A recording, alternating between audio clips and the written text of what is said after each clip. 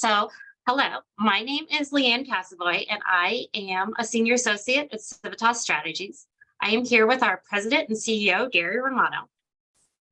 You probably know that our team at Civitas has inherited Tom Copeland's blog.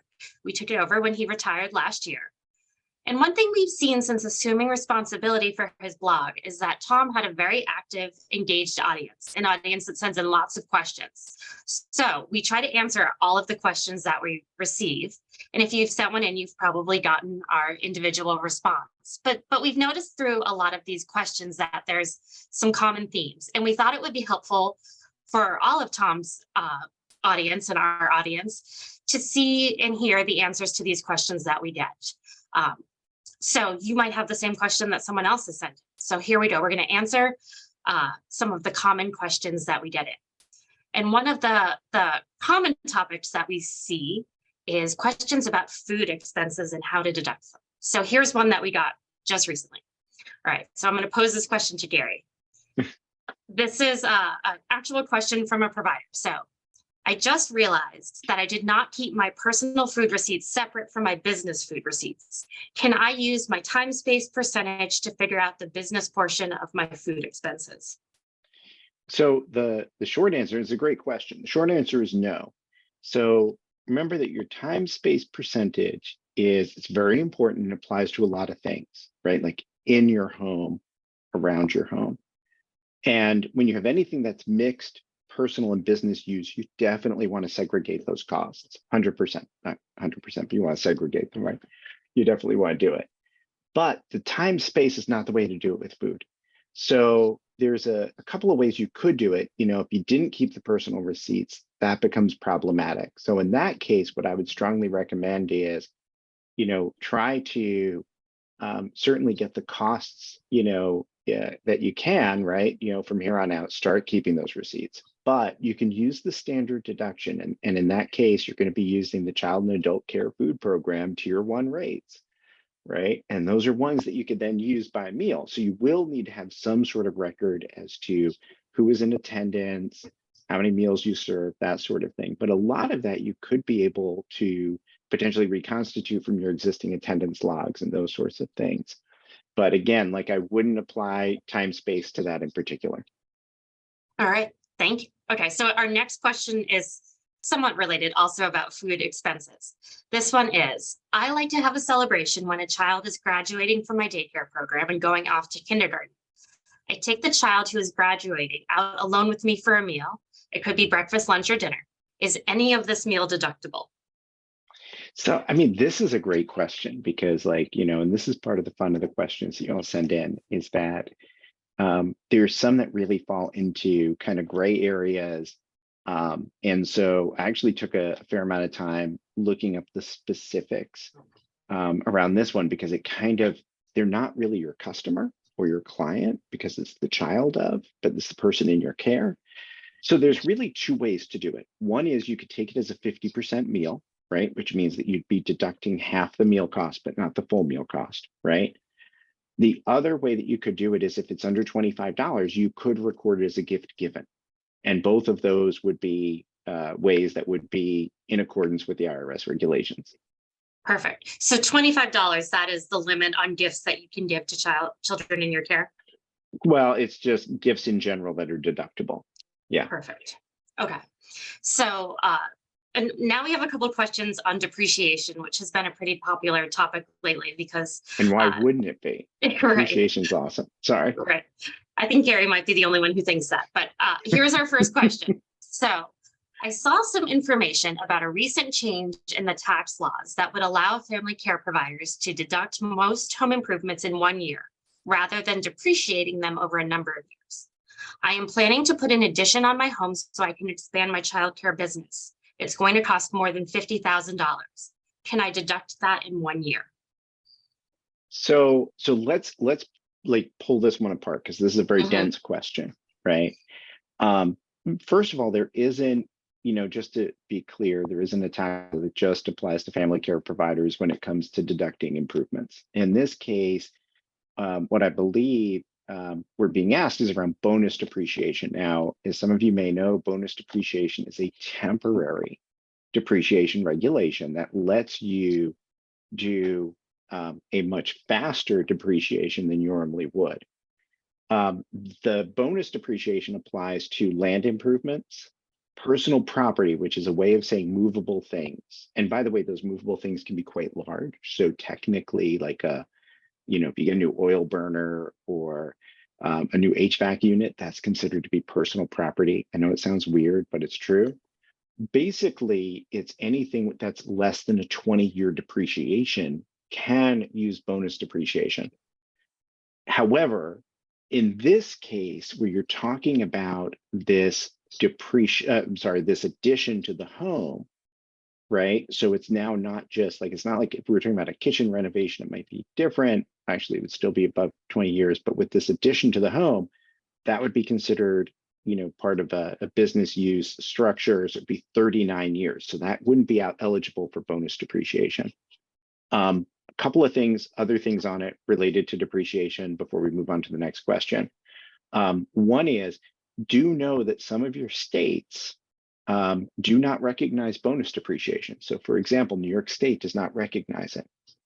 So even though you're depreciating 100% in 2022, you might not be able to do it on your state taxes. And that's not a huge number, but it's something to be aware of. So certainly as you talk to your tax preparer, if they are going to use bonus depreciation, make sure there's no other option like Section 179, which usually is one that states like New York do recognize.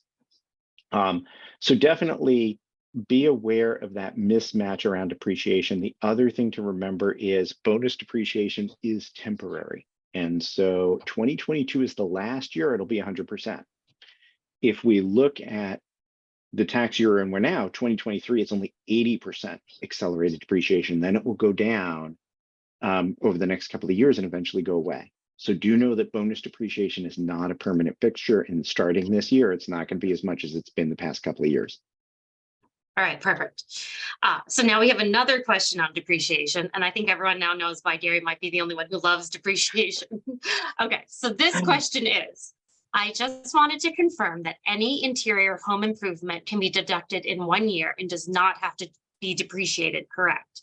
So in 2022, we installed a new water heater for just over $5,000. The time space percentage of this can be fully deducted on our 2022 tax return, correct? So I feel like there's a couple of questions here, right? And there's really two questions that are being asked. One is, can an improvement be deducted in 1 year? Typically, they cannot. Repairs can, right? So let's keep in mind what the difference is, because very often, and I know I do it sometimes too, we say improvement, repair, same thing, renovation, all the same thing. Under tax law, repair has to be something where it brings the same function and materials into play, right? The other thing is it's limited in extent. That second part's fuzzy, but let's talk about the first part. So when we talk about same function and materials, so for example, let's say you're replacing your countertops in your kitchen and you had Formica 70s countertops, right? And you replace them with something that is maybe a man-made material, reasonably priced. Yeah, it's probably a repair, right? Same function, same countertops, not very flashy. But if you come in with, Italian imported marble, and a whole bunch of beveling and such, and suddenly you're talking about a much more complicated project, then you would likely not be considered to be in that repair land anymore. So the first thing is to think about, is it a repair or is it an improvement or renovation? So if we think about those choices, in this case, right, you're installing a new water heater, that's not a repair, right? That falls into, in this case, it's a new item, right, that we just learned was personal property, right? Now, the other part is, we talk about and I'll talk more about that in a minute on this particular one, but let's keep with this idea of improvement or renovation. One of the things that you do want to think about, right, is that not only are there's a few different options around depreciation, but when it focuses on these improvement or renovations, you want to think about the safe harbor for small business. So if it's under 10,000, so let's say for a minute, this wasn't a water heater, but it was that countertops, right? That we just replaced in your kitchen. It was under 10,000, your time space portion. Then you could use the safe harbor for small business and depreciate in 1 year. In this case, though, there's kind of a third element coming into play, because as we were just talking about, the water heater is not being repaired, and it's not technically a home improvement. It's actually personal property that's being replaced. So in this case, even with the 5,000, it would be something that they could depreciate using Section 179 in 1 year, or bonus depreciation in 2022, still 100% for 2022, right? And those things, those would be two options they have for definitely depreciating that in 1 year. Okay. And that's personal property when you talked about it being movable, because you could take it with you if you left, even though you wouldn't take your water heater, but you could if you wanted to. That's what it means. Exactly. Okay. Yeah, it's a little bit Perfect. unusual. What they're trying to differentiate is stuff like maybe you redid the pathway to your house, your stoop, right? Like, Right. And you couldn't chances are you're take not that. taking Right. You're not taking the your boiler counters when you with go. you, but right, Okay. but you're definitely not taking the counters. You're definitely Okay. not taking the stoop. Those things are definitely going to All stay. right. Well, then I learned something about depreciation today. So there we go. And on that note, we're going to move on to a different topic. So our last two questions are on a similar topic. And this is a topic we get asked about a lot. So I'm going to pose Gary two questions at the same time. And the first one is it better to offer an employee free childcare or pay them a higher wage and then charge them for that care? And the second question is, my employee would like her child to attend my home daycare. She asked if the tuition could be deducted from her check, but I'm not sure if that's an allowable deduction. If it is it pre-tax or after? And I know I can do a dependent care FSA deduction, but that seems like an unnecessary step. And I would agree it is, right? Like, so let's take these scenarios, because they're coming up a lot, kind of one by one. Mm-hmm. So if you're paying them higher wages, right, the downside of it is that, remember, you're still paying higher payroll taxes. So as we know, payroll taxes are 15.3% of the check, right? You're paying half of that, your employee is paying half of that. Well, in this case, if I give Leanne more money, so that she can then pay it back to me, well, I still have to pay those payroll taxes, right? So it's getting cut before it comes back to me. So not necessarily the way you want to do it. You're going to end up losing, right? Mm-hmm. You can provide a dependent care benefit that would be tax-free. Absolutely. And you don't need to do it, as you're pointing out. The second question is pointing, you don't have to do it in a dependent care FSA. The advantage of the dependent care FSA is that then your employee could do tax deductible contributions. So if, let's say, you're only going to pay for half of it, it would give them a vehicle to get half of it tax-free. That's a whole nother thing we could put aside, right? But at least for this dependent care benefit, could you just do straight cash? Absolutely.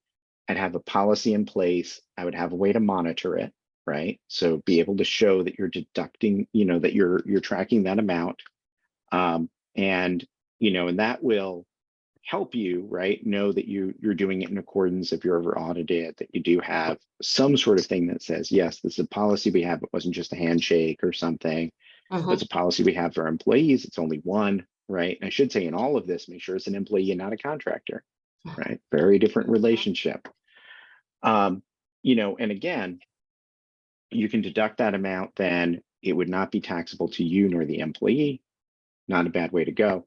However, certainly, one of the easiest ways to do it would be to have a free care benefit in place. Like, if you say it's just going to be free, then you don't need to worry about, you'd have to have a policy in place, but they wouldn't necessarily be monitoring any sort of payouts or anything along those lines.